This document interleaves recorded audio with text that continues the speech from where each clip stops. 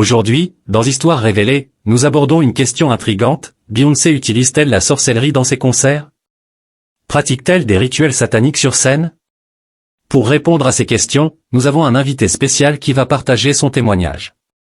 Avant de devenir chrétien, il était un puissant sorcier qui aidait des artistes en herbe à obtenir la gloire et la fortune en créant des pactes démoniaques avec Satan. Des acteurs qui voulaient des rôles dans des films, des chanteurs qui souhaitaient remplir des salles de concert, des mannequins qui rêvaient de défiler sur les podiums, tous faisaient appel à ses services en échange de sommes considérables. Ce témoignage puissant va changer notre regard sur les célébrités et nous aider à nous libérer de tous les sorts que Hollywood pourrait jeter sur nous. Alors, merci de liker cette vidéo, de la partager avec vos amis, et de vous abonner à la chaîne. Ce que vous allez entendre n'est qu'une partie de son histoire, son témoignage complet sera publié dans quelques jours. Sur ce, je laisse la parole à notre frère Alexander, qui va commencer par expliquer la signification des couleurs que Beyoncé porte dans ses clips et concerts, en particulier le jaune et l'or, et comment ces couleurs sont utilisées dans les rituels de sorcellerie. Oui, elle adore une divinité africaine, l'Ifa, que je connais bien car je l'ai moi-même pratiquée. Ifa est une déesse reine qui porte du jaune, elle est la déesse du lac et elle puise ses pouvoirs dans la métamorphose, la musique, et d'autres éléments. La musique que Beyoncé joue actuellement est de la musique palo, des rythmes africains qui sont en réalité une forme de culte de ses idoles. Chaque battement, chaque son provient de la sorcellerie. Amen. J'ai ressenti cela également, surtout après avoir vu certains de ses concerts, comme celui du Super Bowl qui est devenu viral il y a quelques années à cause de ce qui s'est passé. Ses yeux sont devenus complètement noirs, et son visage a même changé de forme, ce qui a fait le tour des réseaux sociaux sous forme de mème car elle semblait grotesque dans certains de ses extraits. Avez-vous vu ces clips et qu'en avez-vous pensé? Oui, c'est un esprit de métamorphose. En tant que sorcier, quand je me manifestais, les gens pouvaient tout voir, mais moi, je ne savais pas ce que je faisais car une fois que l'esprit se manifeste, il entre en vous et fait ce qu'il veut. Je sais que c'est réel. J'ai un ami, nous étions assez proches à l'époque, et je dormais souvent chez lui. Il allait à mon église, mais en devenant adolescent, il a quitté l'église, s'est tourné vers le monde, et a commencé à faire la fête, à boire, et d'autres choses que je ne peux pas mentionner ici. Et lors de l'un de ces événements avec ses amis, je crois qu'ils étaient tous dans un jacuzzi, et il avait bu et pris d'autres substances. Soudainement, il a senti qu'il était en train de se faire posséder et a prévenu ses amis, « Éloignez-vous de moi, je suis en train de me faire posséder. » On m'a raconté qu'il a commencé à se métamorphoser sur le champ, que son visage est devenu monstrueux, sa mâchoire s'est désarticulée comme celle d'un serpent, vous savez, quand un serpent décroche complètement sa mâchoire. Son visage est devenu très grotesque, très maléfique, presque démoniaque, comme un monstre. Cela m'a rappelé ces mèmes et ces vidéos où l'on voit Beyoncé se métamorphoser pendant ce concert. Donc, oui, cela arrive. Parfois, lorsque ces esprits démoniaques sont en vous, ils peuvent se manifester, et pendant ce processus, votre apparence physique peut réellement changer. Il y a un moment, il y a eu un incident avec Justin Bieber, apparemment, c'est ce qui s'est passé. Il y avait des centaines de filles qui le poursuivaient, quand soudain il se serait transformé en reptilien. D'après mes recherches, des gens avaient enregistré cela sur leur téléphone portable, il y avait des vidéos et des photos, et c'était partout dans les médias pendant environ 4 heures, puis tout a été supprimé et maintenant il n'y a plus aucune preuve. J'ai aussi lu que ces gardes du corps auraient menacé les fans de ne jamais parler de cela. Apparemment, cela serait aussi arrivé à la chanteuse Adele. Le New Zealand Herald a même publié un article le 27 mars 2017, intitulé « Adele se transforme en reptilienne devant ses fans au concert d'Auckland », mais quelques heures plus tard, cet article en ligne a été supprimé.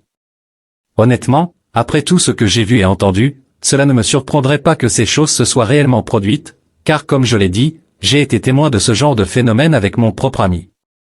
On m'a dit que c'est vraiment ce qui s'est passé, sa métamorphose.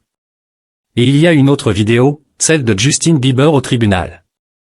Il portait une combinaison orangée, pendant l'audience, ses yeux ont semblé se métamorphoser, devenant comme orange brillant, presque enflammé. Je me souviens de cette vidéo où l'un de ses assistants, une personne à côté de lui, a dit « ça sort » et il a baissé les yeux. Puis, quand il les a relevés, ses yeux étaient redevenus normaux.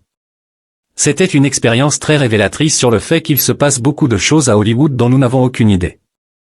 Beaucoup de ces célébrités ont fait des pactes avec des entités très puissantes, et ces entités, ces esprits démoniaques, peuvent se manifester à diverses occasions. Eh bien, beaucoup de ces célébrités pratiquent des sacrifices, et les sacrifices de sang sont réels. Vous devenez quelque chose qui n'est plus vous-même, et je le sais parce que j'ai traversé ces sacrifices et je suis devenu quelque chose dont je ne connaissais même pas l'existence. Les démons sont réels, et nous devons nous réveiller. Dans la vraie vie, lorsque les gens crient « de mon time, l'heure du démon », il ne faut pas dire cela, car ce que vous dites, c'est que vous les invitez dans votre vie. Tout ce que vous prononcez peut être une malédiction ou une bénédiction, alors il faut arrêter cela, couper la tête du serpent.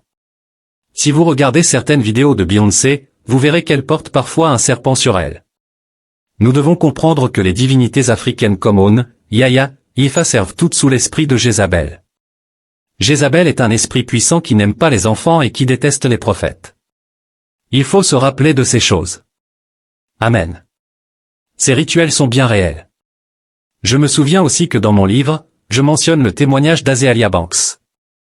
Elle a fait le buzz sur Instagram il y a quelques années lorsqu'elle a posté une petite vidéo de son placard où elle disait qu'elle pratiquait des rituels. On y voyait des plumes sèches, probablement issues des sacrifices de poulet qu'elle faisait dans son placard, et à la fin de la vidéo, elle disait « Les vraies sorcières font de vraies choses ». Oui, et elles ne se cachent même plus. C'est comme si elles ne se souciaient plus de rien, car elles savent que leurs fans s'en moquent.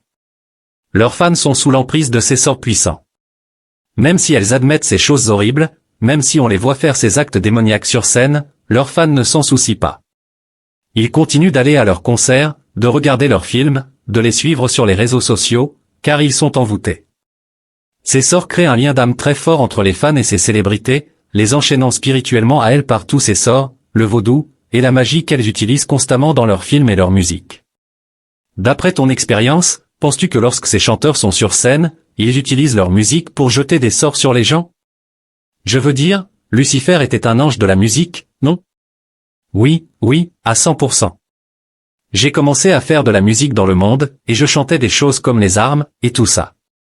Tout ce que vous dites se matérialise. La plupart de ces artistes qui pratiquent ces rituels le font parce qu'ils veulent le pouvoir, ils veulent la gloire. C'est la voie facile pour eux. Je le sais parce que j'ai vécu cela. Je voulais le pouvoir, la gloire, toutes ces grandes choses, la richesse, mais ça ne vous apporte rien. Cela vous mène à des pensées suicidaires, et vous conduit à un endroit où vous voyez, comme tu l'as dit, Justin Bieber est allé en prison. Il y en a beaucoup d'autres qui passent par là en ce moment, et une fois qu'ils veulent ils cherchent à être libérés, mais ils se retrouvent attaqués spirituellement et ne savent pas comment s'en sortir. Mais le roi des rois, Jésus, est celui qui vous libère. Amen. D'après votre expérience, pensez-vous que ces célébrités doivent conclure ces pactes pour obtenir la célébrité? Avez-vous été approché par certaines personnes de l'industrie, ou avez-vous entendu des histoires de gens qui ont réussi, mais qui ont dû conclure ces pactes, ces contrats dans le domaine spirituel avant de pouvoir atteindre la gloire et l'argent? Oui, eh bien, j'étais un ancien sorcier, donc beaucoup d'artistes, comme des artistes de hip-hop, venaient nous voir.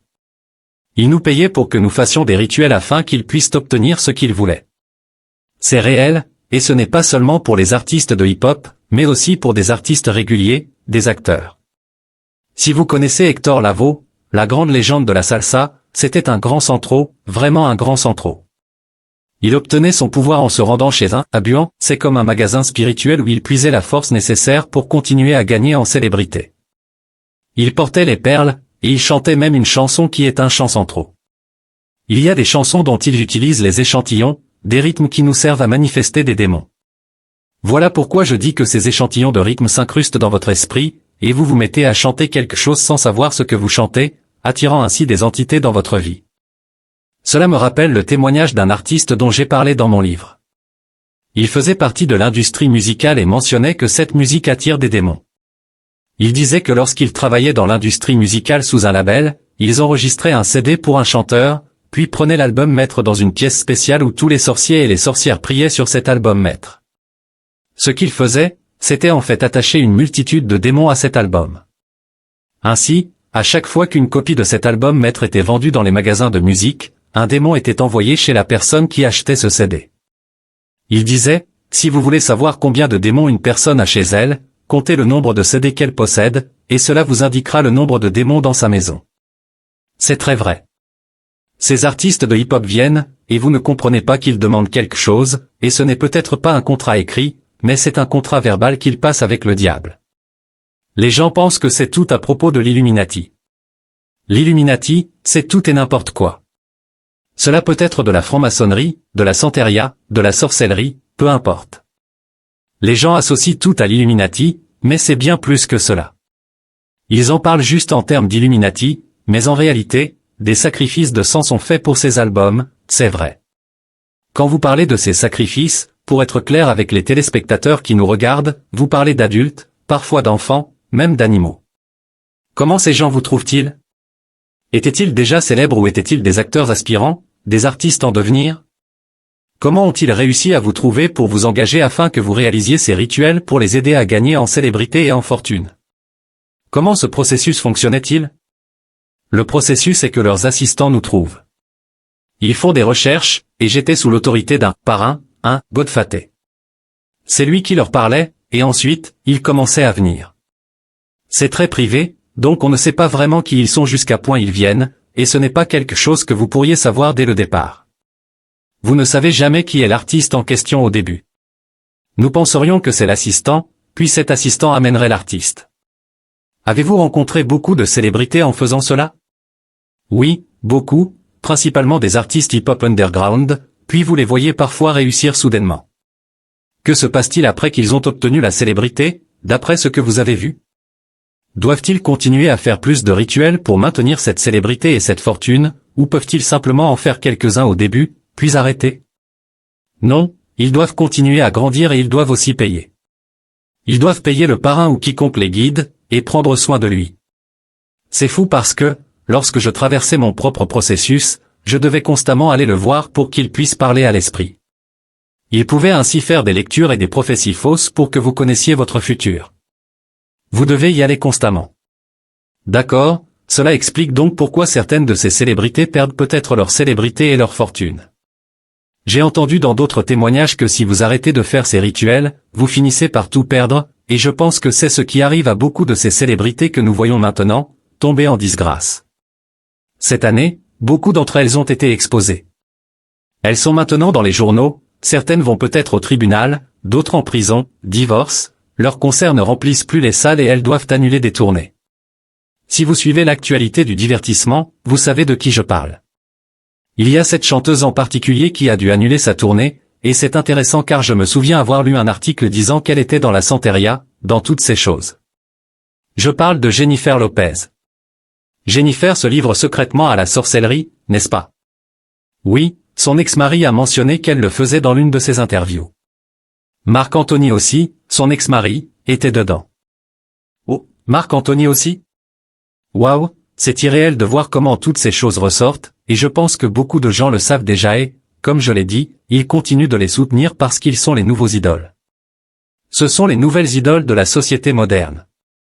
En parlant de Beyoncé, il y a une citation que je voudrais vous lire et que je pense que vous trouverez intéressante. Voici ce qu'elle a dit. Il y a quelqu'un d'autre qui prend le contrôle quand il est temps pour moi de travailler et quand je suis sur scène. Cet alter ego que j'ai créé me protège et protège qui je suis vraiment. Sacha Fierce, c'est le côté plus amusant, plus sensuel, plus agressif, plus audacieux et plus glamour qui ressort quand je travaille et quand je suis sur scène. Cette déclaration de Beyoncé est assez révélatrice. Elle suggère qu'il y a une séparation entre sa personnalité quotidienne et cet alter ego qu'elle utilise lorsqu'elle se produit. Beaucoup de gens croient que ces alter ego ne sont pas seulement une construction mentale, mais pourraient être des manifestations d'entités spirituelles ou d'influences démoniaques qui prennent le contrôle pendant les performances. L'idée d'un alter ego dans l'industrie du divertissement n'est pas unique à Beyoncé. De nombreux artistes ont parlé d'avoir un autre moi qui émerge lorsqu'ils se produisent. Ces personnages sont souvent plus confiants, audacieux, voire sombres et sinistres par rapport à leur comportement habituel. Pour certains, cela pourrait être un moyen de faire face aux pressions de la célébrité, mais pour d'autres, cela pourrait être lié à des pratiques spirituelles plus profondes. L'industrie elle-même semble encourager ces personnages, car ils créent une image plus commercialisable et mémorable. Cependant, les implications spirituelles potentielles ne peuvent être ignorées, surtout lorsque ces alter ego semblent incarner des traits radicalement différents du comportement normal de l'individu. Dans le cas de Beyoncé, Sacha Fierce est décrite comme plus agressive et expressive, ce qui soulève des questions sur ce qui est réellement invoqué ou canalisé lorsqu'elle monte sur scène. Est-ce simplement un outil psychologique, ou y a-t-il quelque chose de plus sinistre en jeu? Sur scène, elle fait une autre déclaration dans une interview en 2008 avec le magazine Marie Claire, où Beyoncé a dit ceci. J'ai des expériences de sortie de corps sur scène. Si je me coupe la jambe, si je tombe, je ne le sens même pas. Je suis tellement intrépide, je ne suis pas consciente de mon visage ou de mon corps. C'est donc intéressant qu'elle mentionne comment elle a des expériences de sortie de corps et comment elle a Sasha Fierce, cette entité qu'elle semble canaliser. Elle continue de la décrire comme si elle canalisait cette entité qui entre en elle et lui permet de mieux chanter et de mieux danser. Elle a dit dans une interview qu'elle pouvait atteindre des notes lorsqu'elle est Sasha Fierce qu'elle ne pouvait pas atteindre lorsqu'elle est simplement Beyoncé, des notes très hautes et puissantes. Nicki Minaj, la célèbre rappeuse, est une autre célébrité avec un alter ego nommé Roman. Elle a dit ceci à propos de Roman lors d'une interview. Roman est un garçon fou qui vit en moi. Il dit les choses que je ne veux pas dire. Il est né il y a quelques mois. Je pense qu'il est né de la rage.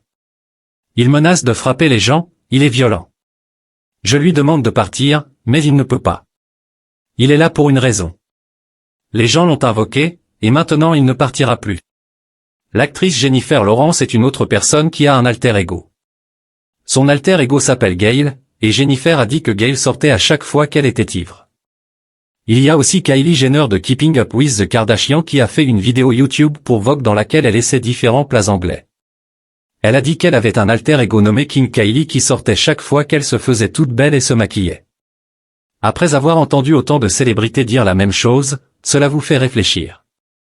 Et c'est incroyable qu'elles admettent tout cela, qu'elles disent toutes ces choses en public dans des interviews, sans se soucier de ce que les gens pourraient penser, qu'ils pourraient trouver cela bizarre ou inhabituel. Et vous avez dit que c'est une forme de canalisation, ce que vous faisiez aussi, n'est-ce pas? Oui, manifestation, oui, des portes ouvertes. Quand vous êtes là, mais que vous n'êtes pas vraiment là, et que l'esprit entre en vous, et que vous devenez cet esprit, mais vous pouvez voir tout ce qui se passe, mais l'esprit prend le contrôle de vous. Oui, et une autre chose que j'ai trouvée intéressante, c'est qu'au début de sa tournée mondiale, IAM, dans l'un des clips, on voit que Beyoncé est habillée d'une robe blanche pour symboliser son moi virginal et innocent, puis elle semble saisir une pièce à double face qui est lancée en l'air.